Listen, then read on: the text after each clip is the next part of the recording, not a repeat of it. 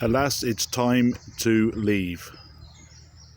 Reenie's done me proud on her maiden voyage, heading home today from Clonakilty camping and caravanning, a top class camping site. David Jennings, you're a top man. Changing the weather has influenced me not to stay any longer. It's drizzly and wet since yesterday evening, and is going to continue until tomorrow lunchtime.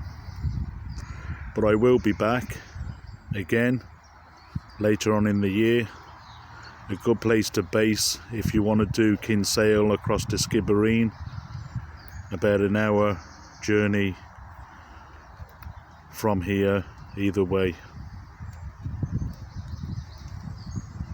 Thank you and bye for now.